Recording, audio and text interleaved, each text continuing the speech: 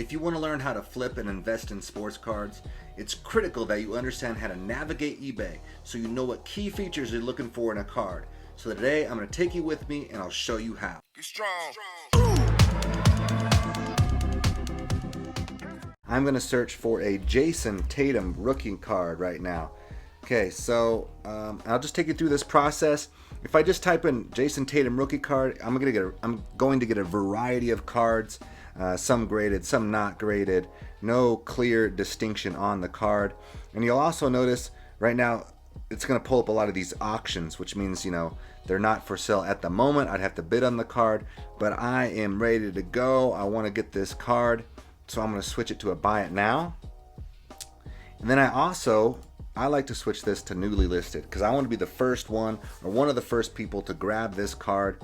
And here's a card I actually was checking out, but I want to show you guys because I think there's a lot to learn from here. This is a Don Russ rookie card of Jason Tatum, and we're going to zoom in on this bad boy and inspect the card to see if it's worth buying raw to send in to get graded so that we can get the best return on our investment. Okay, so as we look through the card, right, I want to highlight it. I'm looking through the card. I'm looking at the edges and the corners. Corners look good here. Edges look pretty solid until right here. I get a nick, kind of a ding in the corner right there, a little chip. And then as I come down, a little bit, that edge might be a little roughed up there. And then when I come over to this side, it's actually decently roughed up, which means this will not get a Gem Mint 10 in my opinion. So we'd be looking at a 9 at best. It's a Don Russ versus an Optic. Optics are going to grade or are going to be worth much more in the long run, most likely than a Don Rust. So $30 for this card. You know, let's look at the back here. Okay, we've got another dinged corner on the back, so definitely not a 10. I'd be hoping for a 9 at best, maybe an 8. So for me, this is not a card I want to invest in. However, you know, just right here, we got 3 views per hour. This shot shows like the velocity of the card and the player. So there's a lot of upside to Jason Tatum cards right now is what this tells me. But this isn't the card I want to invest in. I want to get a 10. And to be honest, guys, I want an Optic card. As I look through here, I see a lot of Don Russ. This is an Optic card. The little O there is going to be the distinction over the Don Russ like we were just looking at. So let's go back up here and I'm going to say Optic, okay? Pull this up. We've got this lot of 2 here. I inspected these earlier, but to take you guys back through it, I don't like the pictures. There's scratches all over the case, most likely, not the card, but we don't know that. And it looks like there may be a little bit of an angle that this picture's taken at, which means it's going to be difficult to actually tell if the card is centered well or not. And so for $100, it's not really worth it to me to risk or, you know, kind of throw out an unknown to buy this card. Okay, so I like distinction. I like it. The more like rare a card can be from when I first buy it, the better. So you notice we have like these the Optic here. Okay, here's an example of just the kind of the base Optic card versus here we've got, this is a Shock, Optic Shock. I like these Shock cards much better. So that's already giving me some distinction with the card, right? And then I grade it out and it gets a Gem Mint 10.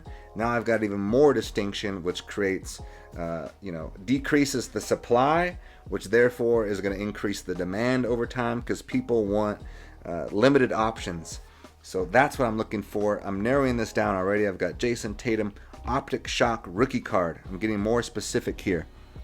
So let's go looking for a version of this card. Okay, so this is a card I looked at earlier as well, but I want to show you guys because I think we have a decent option here. Okay, I like the picture. First of all, it's not in a penny sleeve or a card loader or anything like that, which makes it much easier to see the card, right? First, I just want to see if it's centered, so I'm going to pull the card up and look at this overall version here. When I'm looking at centering, I'm looking at the sides, okay? First, so I can kind of use my mouse almost, right, to see how, you know, the width of my little mouse icon here on both sides, how it matches up, and it matches up pretty decent actually. So the sides look pretty good. Now top to bottom is going to be the next place we want to look. Top to bottom, unfortunately, does not look like it's going to be the same, right? It looks like it may be a little off top to bottom. So now I'm questioning, is this going to be a 9? Is this going to be a 10? So let's look at the car, inspect it in more detail, and check those edges and corners. Okay, see those corners look sharp. Those edges look good. I mean, I actually like this card, okay? Down on the bottom right, there's a soft corner. The rest look pretty dang good. So guys, I'm thinking this is going to be a 10 at best, maybe more likely a 9 because of the centering on it, on the top to bottom. But we're looking at the price here, and it's has the best offer option. Okay, so I like that. So $90, maybe not where I want to buy it at, but I might want to throw an offer out on it. So I've added this to my watch list already. And you can see it's already watched. I can click to watch on watch there. And if I want to make the offer right now, I can do that. But I want to do something else. I want to know, okay, if I do get this card that comes back at a 9, am I going to lose money? Or is this going to be something that I can actually still make money on with the card coming back at a 9? So I'm going to click advanced. I'm going to click here. I'm just going to paste that in.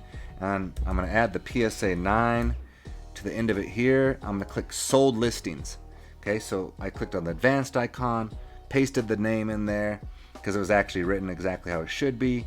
And I added PSA 9 sold listings. I'm going to search for that and let's see what comes up. Okay, so back in July, very recently, someone sold this card at best offer for $129. The line through it means the card was sold less. They accepted some offer on the card. There are a few tactics you can actually use to find out exactly what that sold for, but this is giving us an idea. June 180, June 145. So this person got a good deal right here, getting this 9 back in May.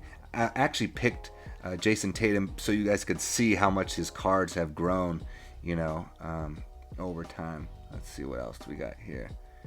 Okay, so that's a raw version of the card. That gives me an idea of what the raw versions are selling for. Okay, so this person bought it for $70, and the person we're looking to buy it from now is asking for $90. So I might put an offer price in right around that $70. Okay, again, we want the shock. Okay, so I'm looking at the shock. Bang, bang. All right, so I have an idea now what this card's going to go for. I don't see a ton of PSA 9s. So let's try a PSA 10. See back, you know, best case scenario. What are we looking at? Okay, there's one best offered for $399. A bunch of raw cards here. Again, not finding a ton of graded. I might just flip this around and see if I can add that to the front of the search. See if that helps us anymore. No, nothing there. So not a lot of data as far as the PSA 10. That's crazy looking back in April. So someone came up on that card, man. But this does look like a good card to get graded. I mean, it's selling for, or sold for very recently for, shoot, nearly $400 right there. If it comes back at a 10, I'm getting a great return on my investment. You know, most likely for me, what I'm doing is I'm holding the card for a little while and getting it graded. You know, and then seeing what the grade comes back, and that'll help me determine what I want to do from there. Okay, so that's kind of the process I do. Again, here, this is going to show me that velocity, how popular the player is. 1 view per hour. He's a pretty popular player. He's got a lot of upside on the court, you know. Here's some listed prices, stuff like that. So that's just kind of a simple look at how I go about finding cards. I might go from here, and let's see. I'm going to look at... I like actually soccer a lot. So I'm going to look at a Marcus Rashford. I was looking at some of these earlier, Marcus Rashford rookie cards. This is going to give you, these prisms are actually going to be a great example of how to understand a card and its centering, okay? So I want to look at this card. It's got my settings in there. And look, what I want to do here is I go up. Notice these dimples or these like dots on the prism card. I'm looking again left to right here. What I want to do is I'm going to count the dots. So on the right, it looks like I get 2 to 3 dots. And then on the left, I'm getting 3 dots, 2, 2.5, 3 dots. So maybe slightly off-centered, but pretty dang close actually on this card. So I go down to the bottom, and I can do the same thing with these waves or these lines. I'll count the lines, and that's giving me an idea of the card and how well centered it is. Most likely, see this stuff on the card, like these little flakes or whatever? That's most likely just dust. We don't know for sure, but it most likely is. From my experience, it's usually just been dust. It does look like there could be some other marks on the card. Kind of hard to tell. 5 viewed per hour. Okay. Soccer, I've been saying it, man. Soccer is going up. And okay, so this says straight from the pack to the top loader. That's good to know. I like it when people say that. I've done that on my listings as well. So he's an upcoming player. This is actually a good price.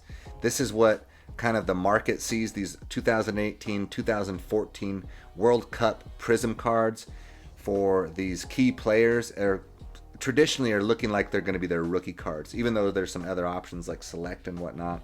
Buyer has a good feedback rating. I'm looking at that over there. I'm going to go ahead and add that to my watch list, and that'll give me some time to decide as I continue to look for his cards. Okay, so here's another one. I might look at that, and I just go through and I find what cards I want, you know, and what kind of options I'm looking at. Here's a short print numbered card. I love looking at those.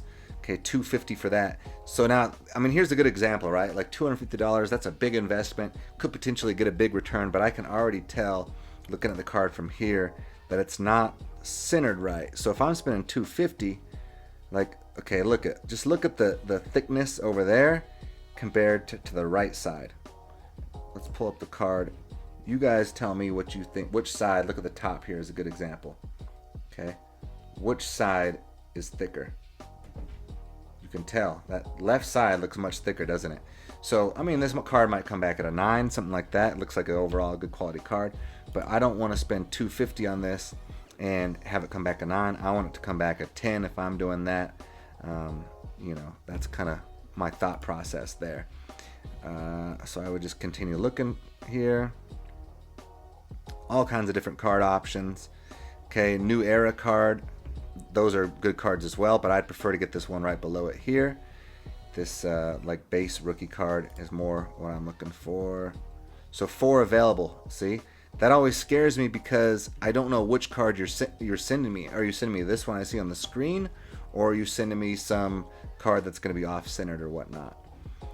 Okay, guys, so that's just a few ideas. Let me know if you like stuff like this. You know, I spend a lot of time looking for cards, and those are just a few of the top of the mind things that come to mind.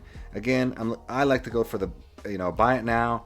I like to go to newly listed, find what cards have just been put out, because that's essentially where you're going to find a lot of times people will list a card lower than market value. And then I need to understand the market and what the price is. So I do my advanced search options, and that's going to give me a better idea of what cards are selling for, what the prices are for the card on the market, and then I know if I want to buy that card, send it in to get graded and whatnot, and get those great return on investments. All right, y'all. Hope it helped. Until next time.